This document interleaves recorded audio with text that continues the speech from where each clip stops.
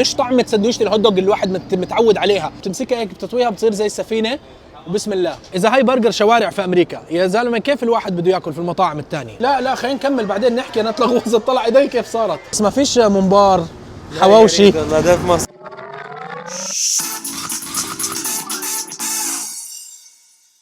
اهلا وسهلا فيكم من وين ما كنتوا اهم شيء تكونوا جوعانين. الحلقه الاولى من امريكا. ايش احكي؟ انا سعيد. ايش تكمله المقدمه؟ الحلقه الاولى من امريكا، وحلقتنا اليوم راح تكون من العاصمه نيويورك. لا نيويورك مش العاصمه، واشنطن العاصمه. شو المقدمه اللي كلها تخبيص هاي؟ حلقة اليوم راح تكون تحديدا من مدينة نيويورك اللي معروفة كتير بالدايفرسيتي اللي فيها، بالتنوع بكل إشي في العالم، وأكيد برضو في الأكل. وبرضو نيويورك معروفة بأكل الشوارع، عربيات الشوارع والناس اللي بتعمل أكل في الشوارع معبي المكان. حلقة اليوم عن إيش راح تكون؟ أكل الشوارع في نيويورك، تحديدا منهاتن.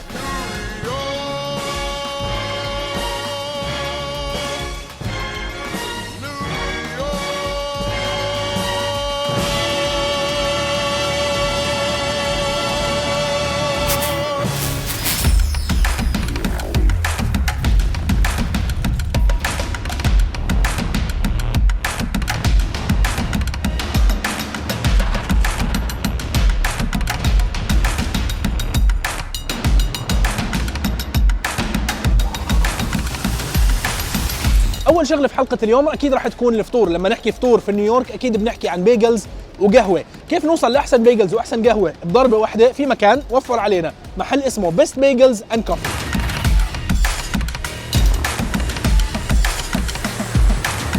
البيجل هي خبزة شبه الدونت، ممكن نحكي بين البرجر وبين الدونت، فيها تقريبا فتحة من النص. أنا إيش هون عندي العشق اللي بيجي على أمريكا لازم ياكل بيجل بالباسترامي اللي هي البسطرمة مع المسترد ومع الجبنة. يا ساتر على الاشياء القويه على الصبح اللي بتحمسك للحلقه كلياتها. ايش هاد؟ يعني صح انها مش برجر بس بتحسها جوسي جدا. اللحمه صارت الماسترد والمايونيز والطماطم والجبنه وهاي الاشياء داخله بين طبقات اللحمه، ويا ويلي على طعم اللحمه نفسها. هاي طعم اللحمه نفسها.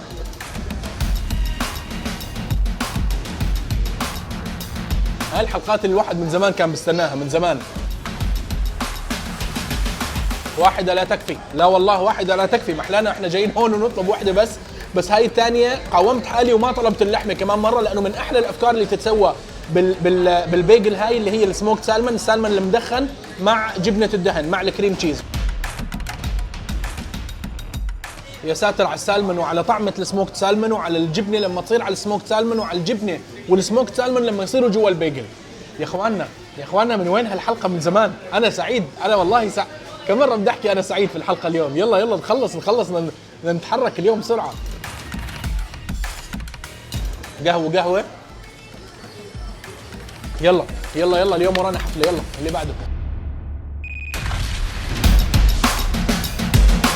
لما نحكي عن اكل الشوارع في نيويورك اكيد لازم ناكل نيويورك ستايل هوت دوغ، اشهر سندويشه في نيويورك اللي هي سندويشه النقانق على طريقة مدينة نيويورك. اشي هذا يعتبر معلم سياحي هنا. وعلى سيرة المعالم السياحية، في مكان ببيع هاي السندويشه هون عند الدرج الاحمر في تايم سكوير، احد اشهر المعالم السياحيه، مكان اسمه سناك بوكس، مشهور كثير بالهوت دوغ تبعته. طيب الحين نفوت في السندويشه تبعتنا اللي هي عباره عن خبزه، قطعه هوت دوغ طبعا بقريه، ما حد شي ينط لي ويقول لي هذا تاكل الخنزير. هاي لحمه بقريه، كل شيء تاكل راح يتاكل في هاي الحلقه، فيش في شيء خنزير. كاتشب، ماسترد وبصل، وهذا المخلل اللي هو والله اعلم سويت بيكلز. اللحمه تبعتهم لحمه الهوت دوغ صراحه هو طبعا قطعه سميكه من الهوت دوغ، لحمه زاكيه. المصدر طعمته قويه لكنها راكبه على اللحمه، واكثر شغله طعمتها واضحه هو هذا المخلل. الخبزه ولا إلها وجود ولا بتحس بالخبزه وانت بتاكل على قد ما هي طريه. السندويشه شوي غريبه، مش طعمه سندويشه الهوت دوغ اللي الواحد متعود عليها. خلينا نطلب كمان وحده عشان ندخل في الجو اكثر.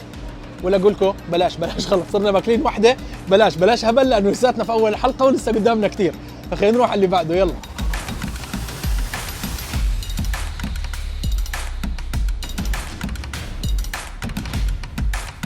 مفهوم اكل الشوارع هو الاكل اللي بنعمل في العربيات او الكرفانات اللي بتكون في الشوارع اللي هي الفود تراكس، او الاكل اللي بتاكل على الماشي اون ذا جو، اللي هو تاخذ شغله وتاكلها في الشارع وانت ماشي. الحلو في الموضوع انه هنا في امريكا وخصوصا في نيويورك بتفتح عندك اشياء جديده ما بتتاكل بالعاده في اكل الشوارع، زي مثلا البيتزا سلايس البيتزا هون اللي هو بسموها نيويورك ستايل بيتزا، اغلب الاماكن اللي بتبيعها اون ذا جو. المكان اللي انا جاي عليه واحد من اقوى الاماكن اللي بتعمل نيويورك ستايل بيتزا، وبتبيعها باي ذا سلايس بسموها، اللي هي بيتزا باي ذا سلايس، بحط لك اياها بصحن زي هيك وبتاخذها وبتاكلها على الماشي. وطبعا البيتزا هي لها عادات وتقاليد كيف تتاكل، هو انك ما بتاكلها زي هيك وهي مفتوحه، لا شوف كيف ممكن توقع، فبتمسكها هيك بتطويها بتصير زي السفينه وبسم الله. حرام تكون هاي بيتزا اون ذا جو. هاي بيتزا الواحد هيك بده يقعد ويركز ويطفي تليفونه هيك ويجمع كل حواسه عشان يستلذ بكل لقمه بكل قرمشه قاعد بتطلع. شوف التحميص اللي من ورا، شوف ذوبان الجبنه اللي من فوق، هي ما فيهاش غير جبنه وبندوره. على فكرة هذا المكان جوز بيتزا يعتبر واحد من أشهر الأماكن هون لسبب لأنه طلع في فيلم سبايدر مان، يعني تصور فيه جزء من مقطع من فيلم سبايدر مان، كان هو سبايدر مان أو شاب مثل دور سبايدر مان كأنه بيشتغل فيه إشي زي هيك. واختاروا انه يكون في الفيلم لسبب لانه عن جد اللي بيجي على نيويورك بيعرف هذا المكان كويس، بيعرف انه واحد من اقوى الاماكن في النيويورك ستايل بيتزا هاي اللي اكلناها. هيا بنا نكست اللي بعده.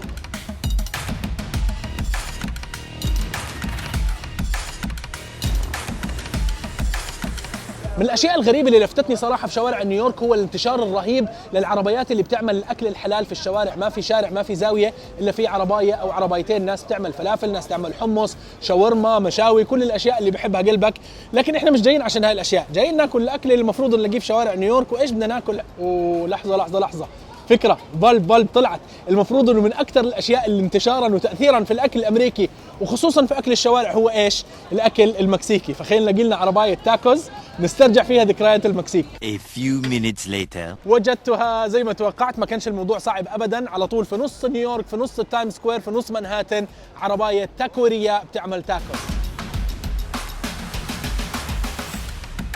اني اشتم رائحه المكسيك، ايه على المكسيك وايام المكسيك والاكل في المكسيك. الحين هون عندي نوعين تاكوز، نوع تاكو باللحمه اللي هي الشورت ريبز تاكو، وعندي اللي هي الدجاج، افخاذ الدجاج تاكوز. ولكن قبل ما نبدا علمتني المكسيك انه قبل ما تمسك الصحن تبعك حتى هاي اللايم، هاي عصا، هاي شايف هاي الحبه الصغيره هاي من الليمون، هذا اللايم الصغير، خلص انتوا عارفين التكمله، بديش اكمل انا. ايش هذا بتحرق؟ يما اني استرجع المكسيك عن جد يا منيلين. الحين نيجي لتاكوس دجاج. الدجاج مطبوخ عليها كميه رهيبه من البصل ومن البندوره اللي هم بسموها اتوقع صالصه. الصالصه في المكسيك مش كتير معقده، بصل مقطع وبندوره مقطعه. اميجو مكسيكانو. يلا اللي بعده.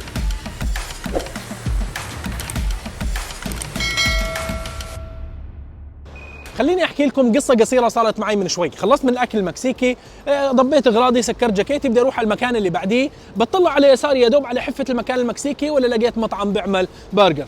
ايش سوى باسل؟ وقف عنده وطلب برجر. خلص يا اخي شو بدي اسوي لكم يا اخي؟ خلص برجر هاي الواحد بيستسلم قدامها. بعدين احنا في امريكا يعني لازم كل يوم هيك برجر، على اي هيك في اي 5 دقائق بريك في الحلقه لازم نسلخ فيها برجر. بعدين مش اكل شوارع، هي اكل شوارع، هي فود تراك وبتعمل كل شيء. وعلى فكره انا مخصص حلقه كامله للبرجرز في امريكا بتشوفوها بعدين. بس الحين خلينا نستمتع في الساحره المستديره حبيبه الشعب والملايين، اللهم صل على النبي. يا اخي شوف المنظر يا اخي هي البرجر هذه الناس بتحبها من فراغ يا اخي. ايش الاشي الزاكي هذا الواحد ما كانش حاسب حسابه. لا برجر، لا برجر هاي هيك والله العظيم صدفه، ولا مدور على ريفيوز ولا منيل ب60 نيله، بطلع لقيت برجر عن جد وقفت وطلبت. هذا عن جد اللي صار معاي. لا وعاملينها صح يا اخي. شوف لما حتى مع انه فود تراك ومع انه اكل شوارع، لكن الخطوات اللي بتخلي البرجر تبعتك كويسه كلها موجوده. لحمه فريش، شوف اماكن عندها مطاعم ومخازن ومطابخ قد الدنيا وما بتعملش برجر فريش. شوف قلت الحياه، تحميص الخبز، تدويبه الجبنه، استوى اللحمه، العصاره اللي جوا اللحمه، المخلل، الصوص اللي عليها. اذا هاي برجر شوارع في امريكا يا زلمه، كيف الواحد بده ياكل في المطاعم الثانيه؟ من اسعد اللحظات لما الحياه تفاجئك بشغله انت ما كنت حاسب حسابها، ما كنت متوقعها، لكنها تدخل السرور على قلبك. او لما تشوف حدا او شخص او شغله انت كثير بتحبها ونفسك انك تقابلها. هاي البرجر اعطتني شغلتين مع بعض، شغله انا كثير بحبها ما كنت حاسب حسابها ابدا والله، ولا في خلط الحلقه ولا مفكر فيها. فجاه بتطلع هون عن جد لقيت برجر عن جد زاكي، بتخوف مش بس بتجنن. انا انفعلت. يلا اللي بعده خلص بكفي كلام. اللي بعده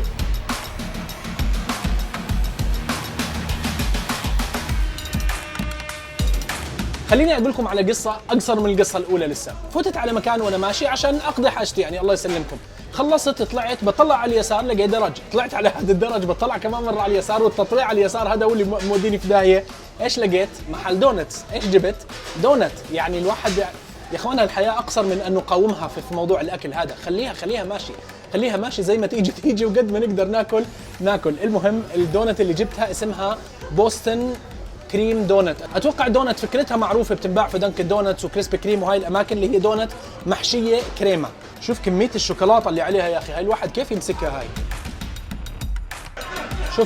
شوف الحشوه قديش جواها. شوف يا ساتر هو هذا الفرق بين الاماكن هاي المرتبه وبين الاماكن التجاريه. يعني هذا المكان طلع حتى عليه ريفيوز، دورت عليه اسمه دونتس، مكان معروف بالدونت تبعته. شوفوا لك الحشوه بدها توقع من لا خلينا نكمل بعدين نحكي. انا اتلغوصت طلع ايدي كيف صارت. معلش بس كان لازم لي حفله تنظيف بعد الدونتس هاي. المهم ايش المفاجآت الحلوه هاي يا اخواننا، والله الانسان سعيد. كنت متحمس للحلقه، كل شغله بتاكلها بتتحمس زياده للي بعده. يلا اللي بعده ما خلصناش طبعا.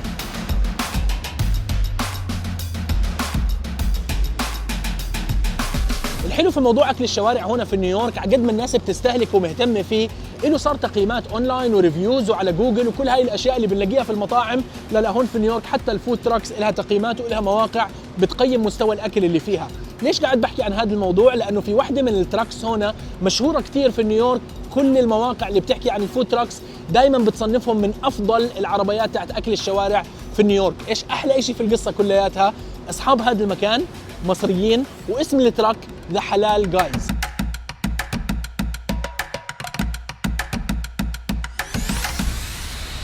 شايفين هذا الطابور الطويل على فود تراك في نص نيويورك؟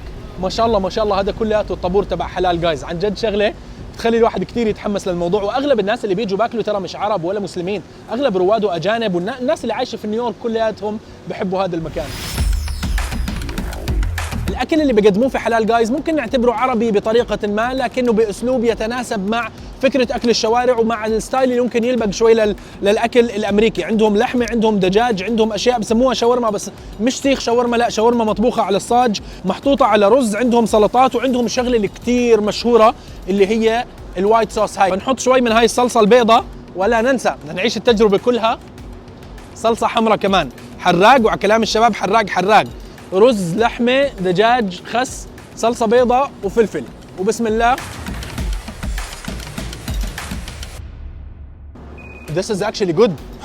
مش عارف ليش قاعد بحكي انجليزي، بس صدمني جد، لانه يعني ما بتتوقعش انه اكل وما قاعد بنعمل في عربايه واكل عربي وكذا انه راح يطلع بالاخير زاكي. لاعبين البهارات صح، شغالين كواليتي كويس، جايبين كواليتي لحمه كويس، خضار كويس. الصوص تبعتهم هاي الصوص البيضاء روعه، بين الكريمه بين المايونيز بين الطحينه، بتحطها مع الرز مع الخضار مع البصل، هذه حبات البصل بتقرمش. واو I am impressed. كمان مره قاعد بحكي انجليزي، بعرفش شو اللي ضارب في مخي اخر الحلقه، بس جيده والله جيده. يعطيكم العافيه يا شباب، ما شاء الله عليكم، سمعتكم ذهب واكلكم ذهب كمان. بالتوفيق. بس ما فيش ممبار حواوشي يا شيخ. صراحه شباب بيرفعوا الراس، يعني انك تجيب الاكل العربي وتحطه في نص نيويورك على عربايه وتطلعه بهذا المستوى وتحتل فكره اكل الشوارع وكل الدنيا تحكي عنك، زباينك من كل انحاء العالم كده. 100 100 يا شباب، والله 100 100. وانا خلصت الحلقه، بطل في ايش ثاني يتاكل في شوارع. كيف بطل؟ لو بقعد 10 سنين ما بخلص الاكل اللي في نيويورك. لكن خلصنا حلقه اليوم، نشوفكم في حلقه جاي، مكان جديد واكل جديد. تصبحوا على خير.